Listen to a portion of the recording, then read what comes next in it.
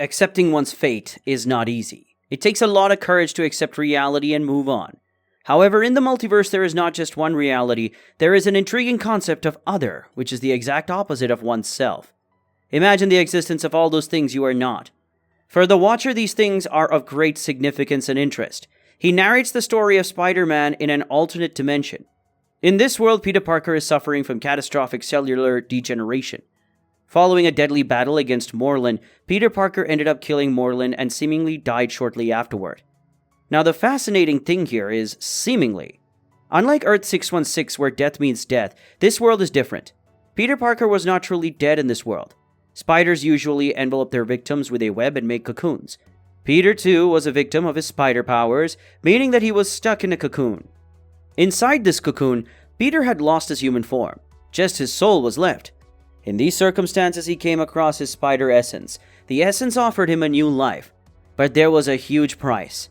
Peter had always been running away from his spider side, but this time around he had to accept it and become a spider to live again.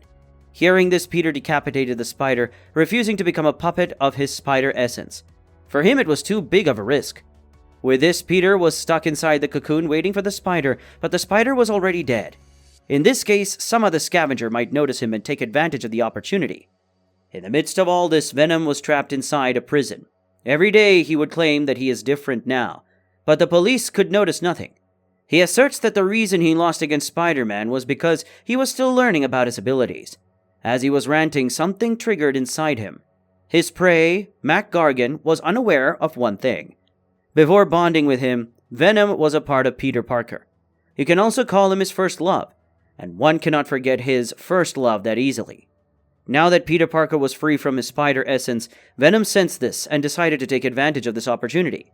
He left Mac Gargan's body and broke out of prison. He bonded with some other human, but there was no true attachment to this symbiote relationship. He was just using his body to reach Peter as soon as possible. Once he reached his destination, he discarded this body and entered the cocoon. He had sensed that Peter Parker's metamorphosis is incomplete. There was a gap, and he was there to fill that gap. It took a long time for Venom to take over Peter's body as he possesses a strong personality.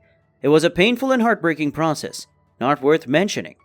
Following months of struggle, Venom finally managed to take over Peter's body and got out of that cocoon on a stormy night. With all of this going on, Mary Jane was still having nightmares about Peter. Aunt May rushed to her room as she woke up screaming. Her screams even woke Jarvis, and he asked Aunt May if he can help. She told him to go rest as she will handle MJ. Mary Jane told her they shouldn't have stayed in the city after Peter's death.